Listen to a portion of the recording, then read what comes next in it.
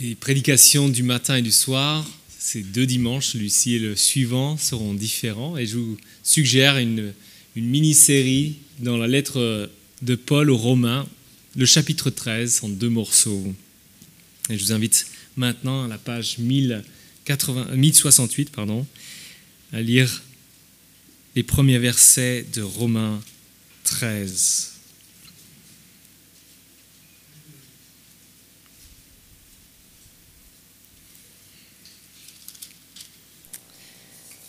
Romains 13, versets 1 à 7.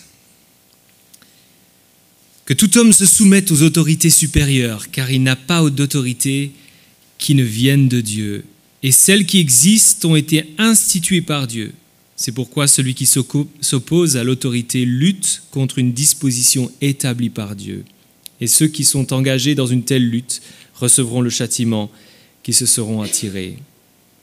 Car ce sont les malfaiteurs et non ceux qui pratiquent le bien qui ont à redouter les magistrats.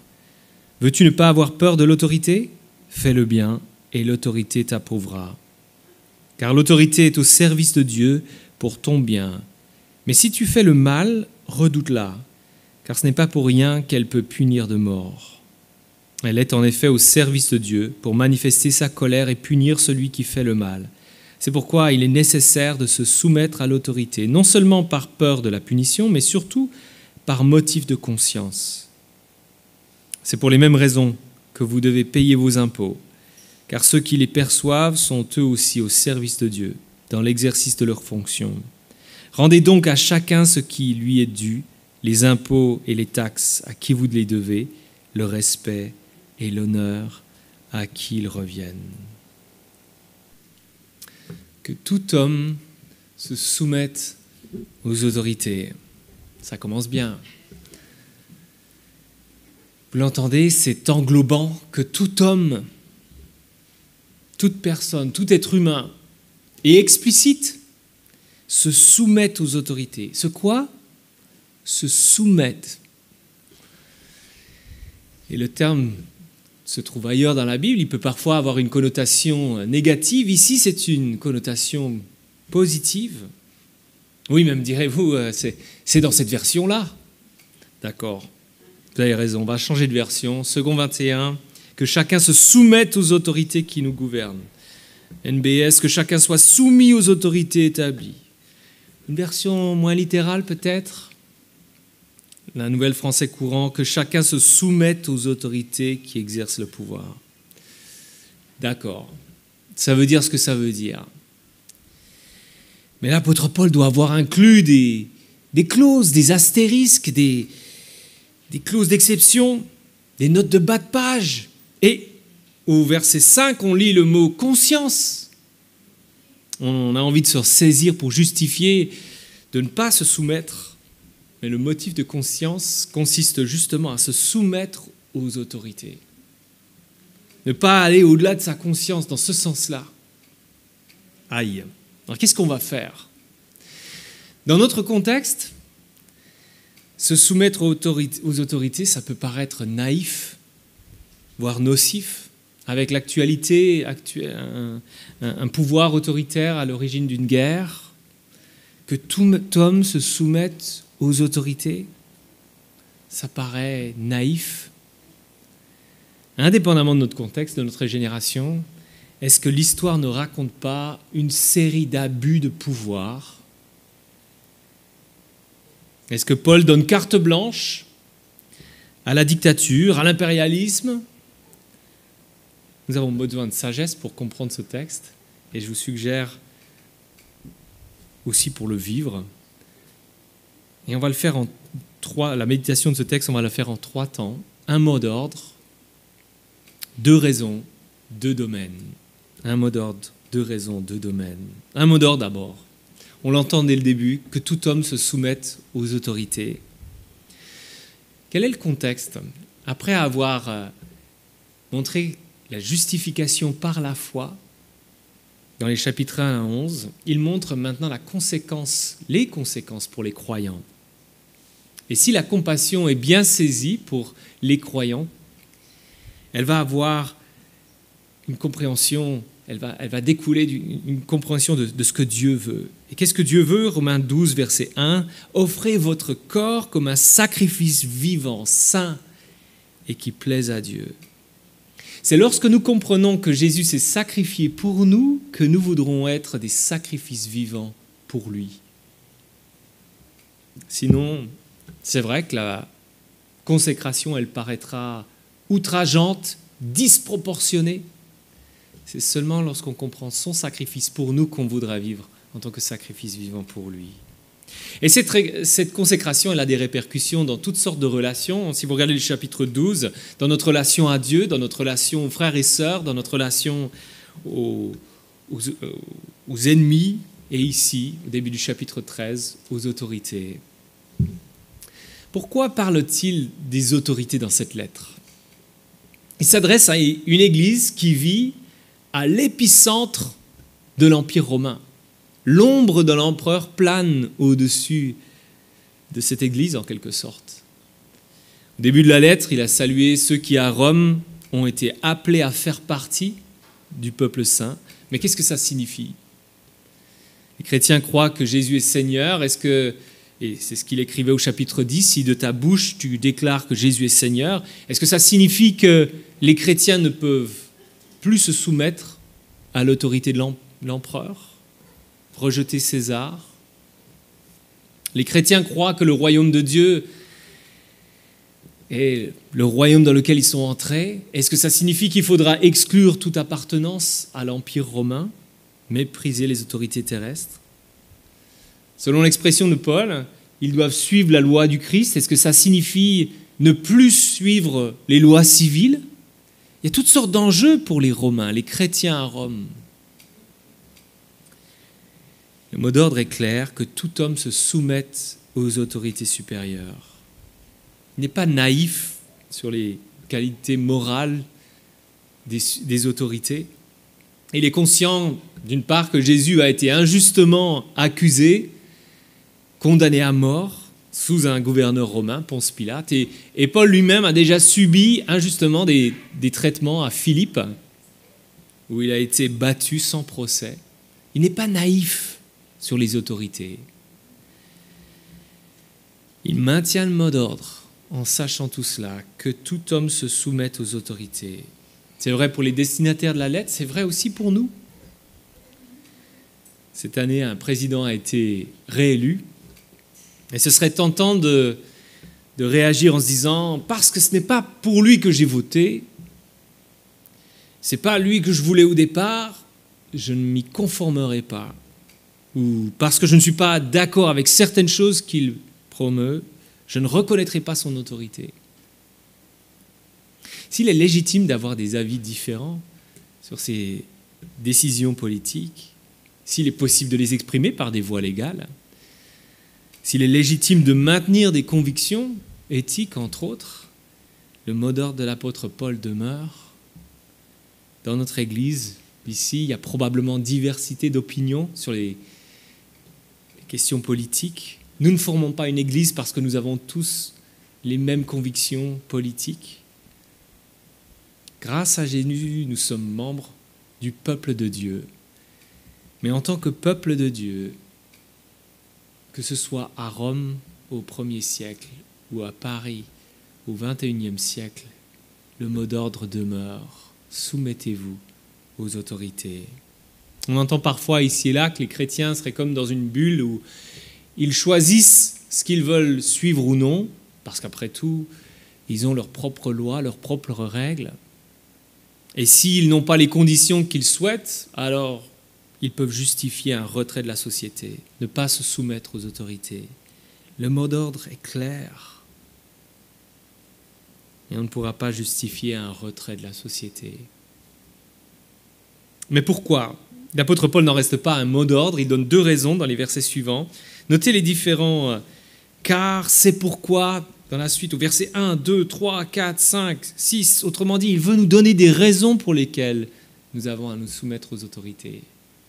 Versets 1 et 2, « car il n'y a pas d'autorité qui ne vienne de Dieu, et celles qui existent ont été instituées par Dieu. C'est pourquoi celui qui s'oppose à l'autorité lutte contre une disposition établie par Dieu. » Vous avez entendu les 3 références à Dieu.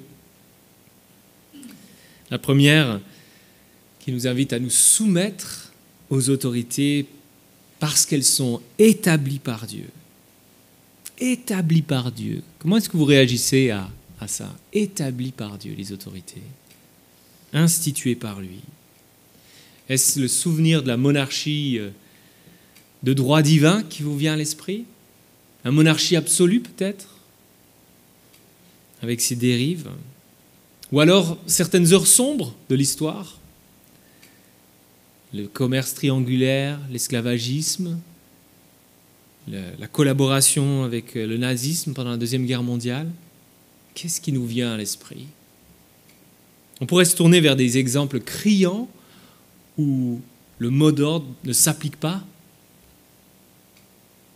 L'auteur de ces lignes n'est pas ignorant de l'histoire d'Israël. Et si on prenait quelques instants pour s'en souvenir, il commence avec l'Exode, l'histoire de cette nation dont il fait partie, dont il est issu. Les descendants d'Israël souffrent en Égypte. Pharaon demande aux sages-femmes des Hébreux de faire mourir tous les enfants mâles. Et qu'est-ce qu'elles font? Elles désobéissent. Des siècles plus tard, au temps de l'exil à Babylone, de l'exil plutôt, Nebuchadnezzar ordonne qu'on se prosterne devant une statue. Et que font les amis de Daniel? Ils désobéissent. Plus tard, le roi Darius décrète qu'aucun autre Dieu ne peut être prié. Que fait Daniel? Il désobéit. Plus récent dans l'histoire, quand le Sanhédrin demande à Pierre et Jean d'arrêter de parler de Jésus, du Christ ressuscité, qu'est-ce qu'ils répondent? Il faut obéir à Dieu plutôt qu'aux hommes. Fait intéressant, c'est précisément cela qui va provoquer la haine de l'apôtre Paul. Il en veut à ses croyants qui continuent à propager ce message. Mais il va lui-même devenir disciple de Jésus. Propager ce message. Paul n'est pas ignorant du fait que la désobéissance civile doit être suivie lorsqu'elle est nécessaire. Mais elle est nécessaire quand la loi civile va à l'encontre de la loi divine. Et en ayant tout cela à l'esprit, il maintient pourtant le mot d'ordre. On pourrait passer tout notre temps à chercher les clauses d'exception manquées et manquer ici ce qu'il y a devant nos yeux. Nous nous soumettons aux autorités parce qu'elles sont établies par Dieu. Qu'est-ce que ça veut dire? Ça ne signifie pas affirmer que les autorités ont toujours raison ou même leur donner carte blanche. Mais c'est croire à la providence de Dieu dans l'histoire. Elles sont là parce que Dieu l'a voulu, parce que Dieu les a instituées, établies. Comme Daniel le relève dans son livre, les royaumes peuvent se succéder, c'est bien Dieu qui tient les rênes de l'histoire. Oui, il va peut-être falloir faire à certains moments des choix, des arbitrages en termes de désobéissance civile. Mais notons que dans les exemples cités, ceux qui sont prêts à cette désobéissance civile sont prêts à subir les conséquences de leur désobéissance. Et ils ne veulent pas y échapper en quelque sorte. Ils sont prêts à encaisser les conséquences de leur désobéissance. Il est possible que dans les années à venir, nous ayons à nous positionner, peut-être dans des questions éthiques, et il est possible que l'Église, les chrétiens soient sous pression sur l'une ou l'autre question. Mais en regardant en arrière à notre vie, soyons honnêtes, dans notre contexte ici, combien d'entre nous avons désobéi pour préserver la vie des plus vulnérables? Combien d'entre nous avons désobéi parce qu'on nous forçait à adorer une idole? Combien d'entre nous ont désobéi parce que on nous a interdit de parler de Jésus? Si notre refus de nous soumettre aux autorités est uniquement sur des convictions politiques divergentes, l'apôtre Paul maintient son mot d'ordre. Si Dieu établit les autorités, c'est ensuite parce que la justice doit être exercée à travers ces autorités. Versets 2 et 3. C'est pourquoi celui qui s'oppose à l'autorité lutte contre une disposition établie par Dieu. Et ceux qui sont engagés dans une telle lutte recevront le châtiment qu'ils se seront attirés. Car ce sont les malfaiteurs et non ceux qui pratiquent le bien qui ont à redouter les magistrats. Veux-tu ne pas avoir peur de l'autorité ? Fais le bien et l'autorité t'approuvera. Il y a probablement un lien à faire ici avec la fin du chapitre 12 où l'apôtre Paul parlait de l'amour et du refus de vengeance. Chaque personne est tentée lorsqu'il subit une injustice de vouloir se venger. Mais qu'est-ce qui va prévenir ce désir de vengeance ? C'est d'une part la confiance dans le jugement de Dieu, une justice que Dieu exerce au-delà de la mort, qu'il promet d'exercer. Mais dans le temps présent, n'y a-t-il aucune justice ? Eh bien, selon l'apôtre Paul, un des moyens que Dieu utilise pour exercer la justice dans le temps présent, c'est précisément les autorités, les magistrats. On pense aux attentats du 13 novembre, on pense au meurtre de la petite Maëlys et d'autres situations encore. Imaginons un chrétien victime d'un abus, d'une injustice. Selon la fin du chapitre 12, il faudrait renoncer à la vengeance et emprunter un chemin qui sera douloureux probablement et long peut-être, un chemin de pardon. Mais comment ? En faisant abstraction de tout désir que justice soit faite ? Le refus de la vengeance ne signifie pas l'absence de justice. Même si ce n'est pas sans difficulté, il voudra emprunter ce chemin du pardon, mais certainement aussi pour le bien de la société en général, pour le bien des autres, entamer une procédure légale vis-à-vis de quelqu'un qui est un offenseur et qui pourrait commettre d'autres injustices. Les autorités ont été établies par Dieu pour l'exercice de la justice. Nous nous soumettons aux autorités parce qu'elles sont établies par Dieu et parce qu'elles exercent la justice, même si c'est imparfaitement. Paul poursuit au verset 4 avec une deuxième raison pour cette soumission. Verset 4, « Car l'autorité est au service de Dieu pour ton bien, mais si tu fais le mal, redoute-la, car ce n'est pas pour rien qu'elle peut punir de mort. Elle est en effet au service de Dieu pour manifester sa colère et punir celui qui fait le mal. » Nous nous soumettons aux autorités parce qu'elles sont au service de Dieu. L'expression revient au verset 4, trois fois entre le verset 4 et 6. Les autorités sont au service de Dieu. Vous avez entendu 3 fois que les autorités sont établies, instituées par Dieu, et 3 fois maintenant au service de Dieu. Et le terme service surprend. Normalement, il est utilisé pour parler des services, des ministères dans l'Église. Ici, il l'utilise pour les autorités. Les autorités sont au service de Dieu. Le 6 février dernier, à l'âge de 95 ans, la reine d'Angleterre, Élisabeth II, a célébré ses 70 ans de règne. Et dans un message adressé à la population, elle pouvait écrire « Alors que nous marquons cet anniversaire, j'ai plaisir à renouveler l'engagement que j'avais pris en 1947, que ma vie serait entièrement consacrée à votre service. » Et elle a signé « Votre servante Élisabeth R. » Elle reprend cette expression qu'elle avait choisie en 1947, « servante au service ». Mais elle ne l'a pas inventée, elle a repris des Écritures. Ce passage, entre autres, même si ce n'est pas toujours perçu de cette façon, les autorités sont au service de Dieu. Même si les autorités sont corrompues, Paul affirme qu'elles sont au service de Dieu. Et peut-être vous avez de la peine à croire dans les injustices en particulier. Mais prenez par exemple le procès biaisé de Jésus. Pilate peut dire, lorsque Jésus ne répond pas à ces questions, « Comment c'est à moi que tu refuses de parler ? Tu ne sais donc pas que j'ai le pouvoir de te relâcher et celui de te crucifier ?» Comment est-ce que Jésus répond ? « Tu n'aurais aucun pouvoir sur moi s'il ne t'avait été donné d'en haut. malgré les apparences, ce n'est pas Pilate qui tient les rênes de l'histoire. Il a une autorité dérivée, déléguée. Jésus peut dire que Pilate est responsable de ses actes, mais au final, c'est bien la providence de Dieu qui va s'accomplir, ses desseins. Et on a peut-être de la peine à concilier responsabilité humaine et souveraineté de Dieu, mais on doit faire ce constat à travers les Écritures. Une situation qui concerne en particulier les Romains, c'est des personnes qui sont mentionnées dans les salutations, Prisca et Aquilas.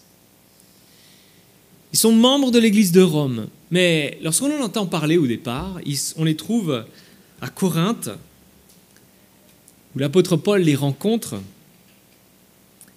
et il est dit plus loin dans les salutations qu'ils ont risqué leur vie pour sauver la vie de Paul.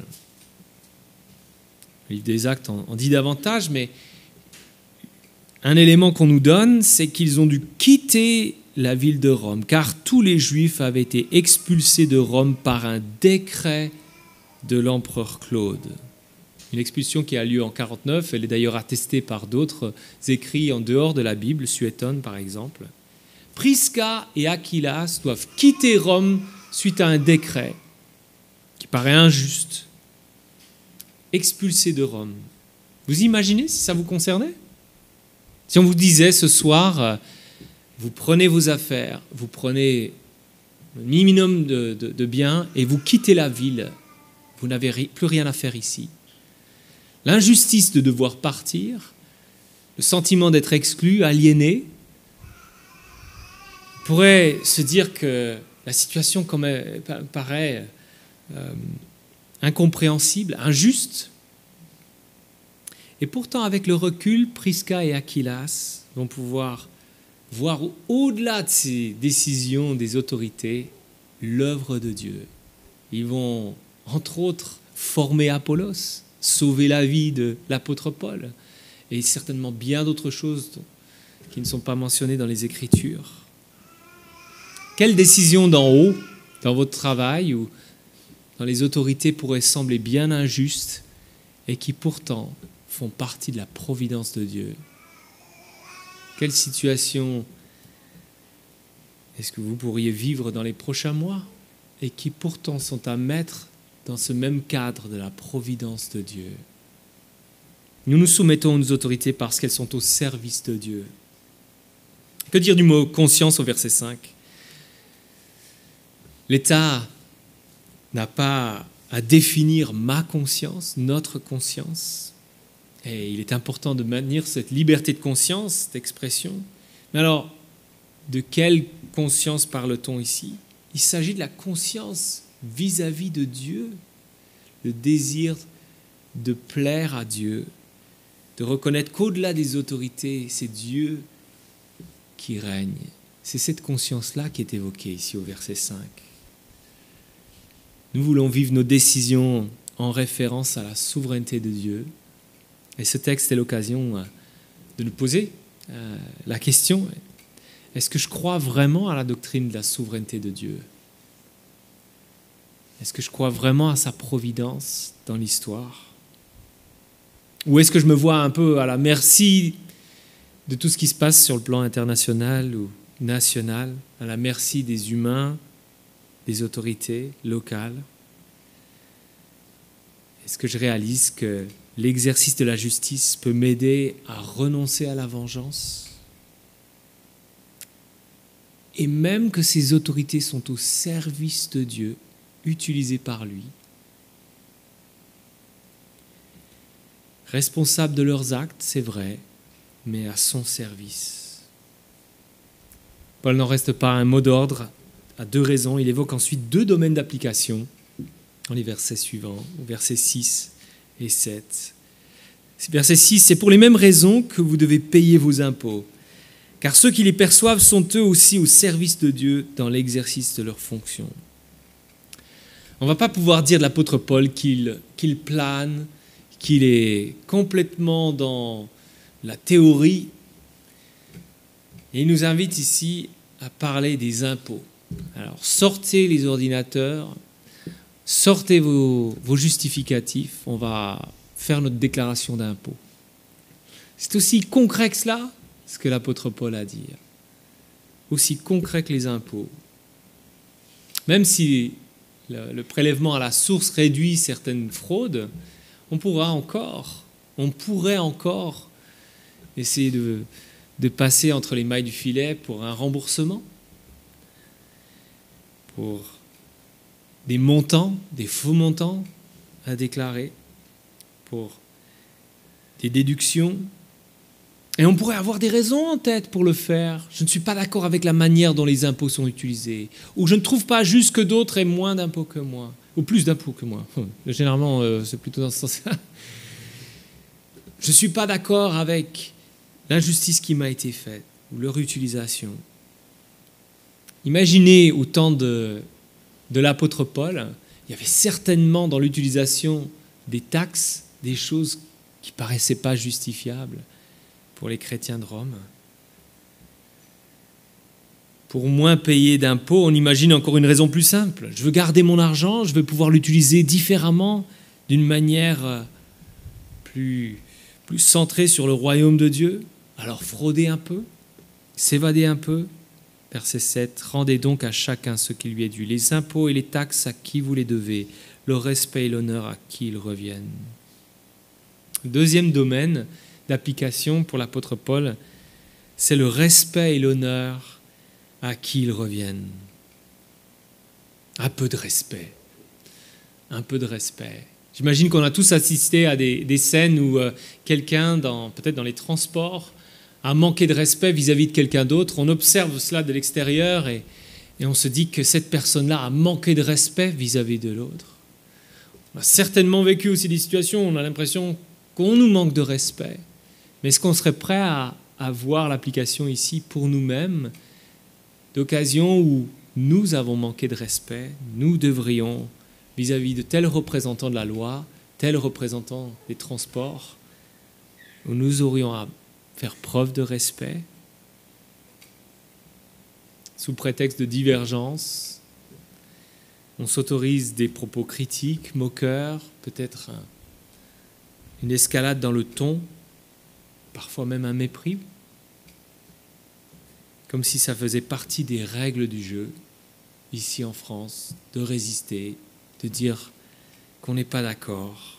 Mais les règles du jeu pour l'apôtre Paul, c'est précisément d'accorder le respect qui est dû aux autorités, à ses représentants, et même l'honneur.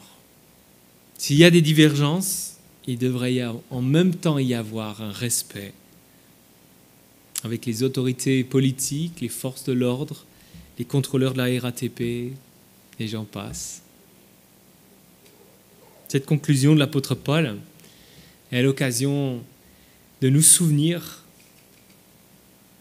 de la personne à qui nous devons le plus grand respect, le plus grand honneur, à notre Créateur et Rédempteur.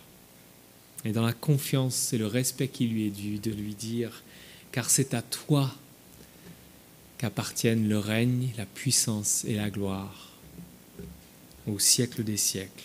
Amen. » Je vous invite à la prière. Notre Dieu, notre Père, nous voulons apprendre à te faire confiance. Dans ta providence, tu as établi les autorités que nous avons actuellement. Et nous te prions par motif de conscience vis-à-vis de toi, de nous accorder, de nous soumettre à ces autorités. Accorde-nous aussi toute la sagesse pour ne pas nous conformer au monde présent, mais rechercher la manière dont nous allons vivre comme des sacrifices vivants pour toi. Mais garde-nous, Seigneur, d'une résistance de cœur qui voudrait être son propre maître. Nous voulons nous soumettre à toi, nous soumettre aux autorités par motif de conscience et pour la gloire de ton nom, en Jésus. Amen.